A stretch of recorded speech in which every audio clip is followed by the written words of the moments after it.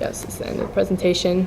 So just as a wrap up, so this covers the history, a brief culture, and also just some background information necessary for you guys to be able to to understand the context of this event, to know some basics before we move on to the next session. So thank you.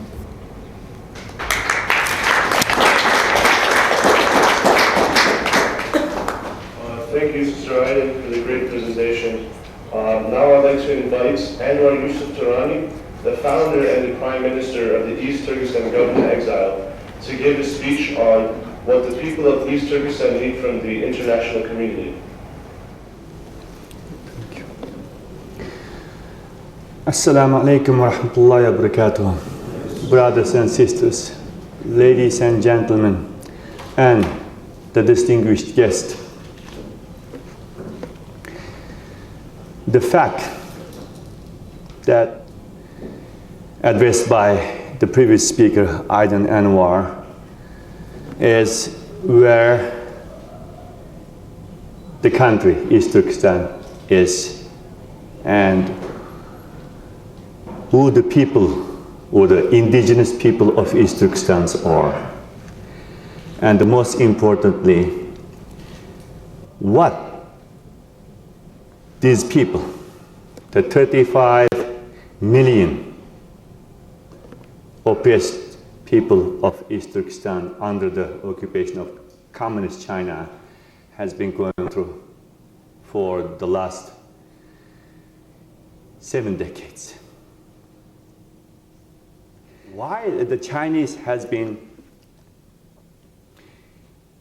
committing all of this heinous act to nobody but the Uyghur Muslims of East Turkestan? The answer is so simple. Because China wants more land. As the most populous nation in the world, China needs more land to feed its people, to feed its 1.5 billion people. And they don't hesitate to sacrifice anything to add more land to their current territory at any cost. And we, the people of East Turkestan, are the victim of Chinese action in terms of taking the land which belongs to somebody else. And we would like the international community to do something about that. In terms of helping us, in terms of standing up against the Chinese oppression, against the Chinese injustice. But unfortunately, very few people have been concerned about the situation. Very few people around the world is standing up to end the Chinese oppression, to end the Chinese occupation of our homeland, East Turkestan.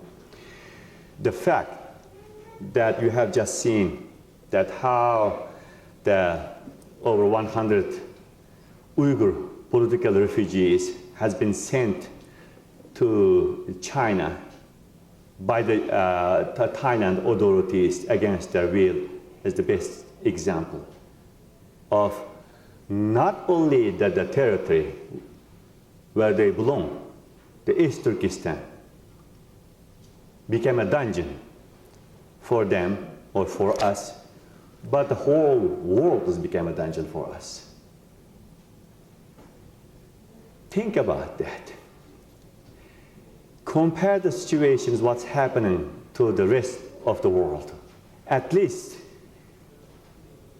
as we have seen, that people who have been going through a hardship due to any types of the disaster, natural or man-made disaster, can escape from their territory, from their country, if they want to. Is that right? They don't get persecuted. Look at the situation in Syria and Afghanistan and Iraq, you know. At least they will be able to leave their country. But in our homeland, it's entirely different. To live in our homeland in order to escape the Chinese persecution is like escaping a jail. Even after some of our people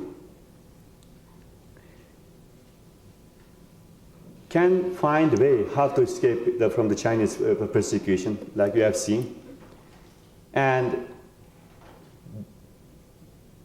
the other countries, instead of giving them asylum,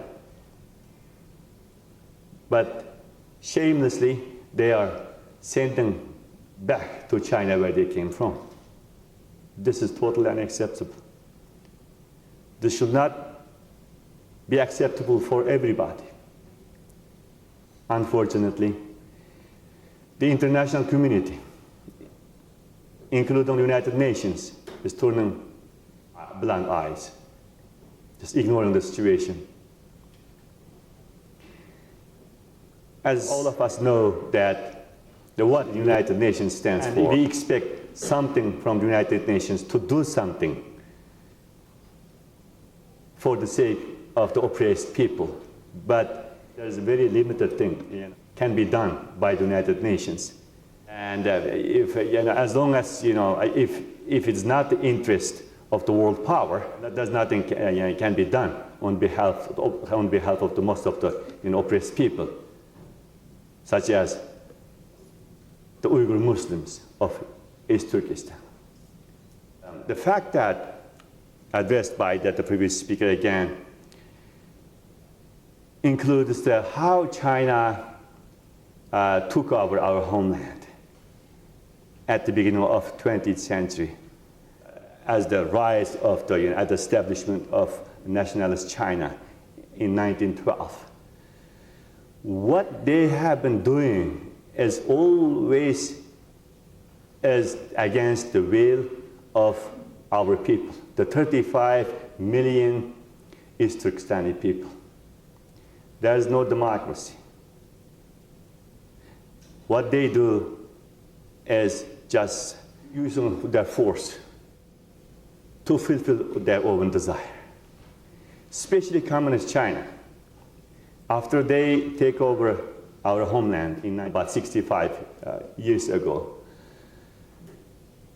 they have been violating all aspects of the human rights of the people of Eastern Turkestan, as described by the previous speaker. We don't have any right to express ourselves. In other words, there's no freedom of expression. Of course, there's no freedom of expression in whole China in general, as you know. But especially for us, under the occupation of Communist China, we don't have any right to express ourselves. Even the calling the real name of our homeland, like East Turkestan, is prohibited.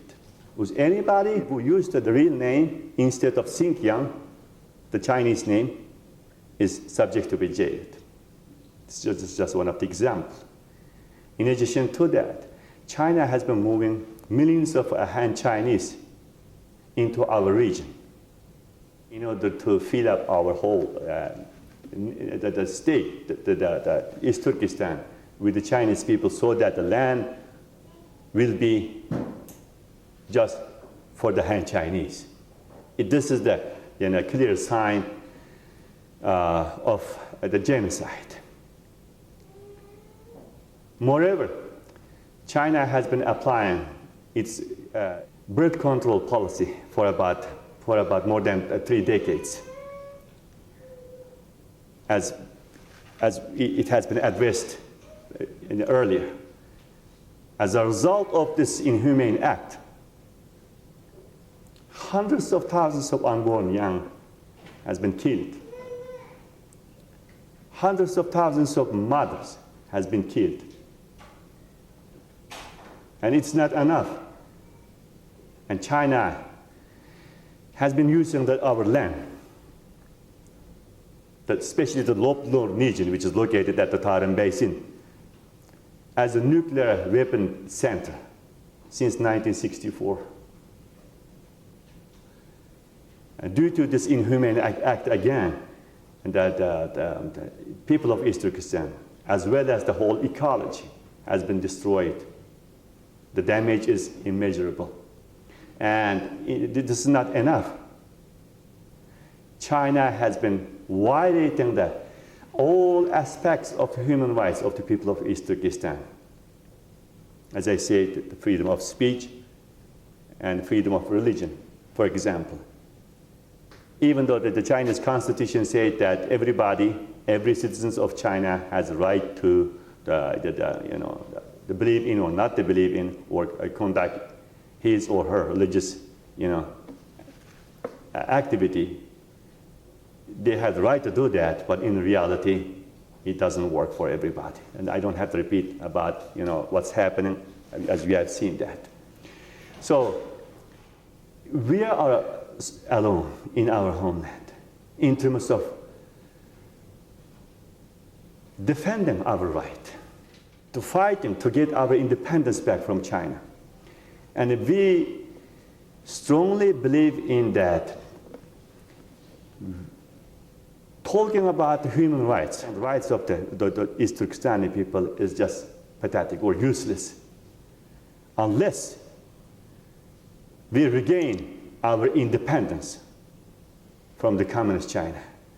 Yes, it is very difficult, even unrealistic for many people, but justice will prevail. Justice is with us. As long as we are the spirit that we are going to overcome all types of difficulties, inshallah,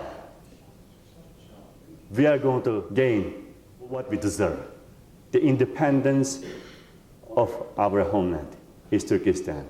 And in order to do that, and we cannot do this by ourselves, we need the help of the international community. Especially, we need the help of the Muslim world. So my appeal is not going to be just for the audience at this gathering or the speakers.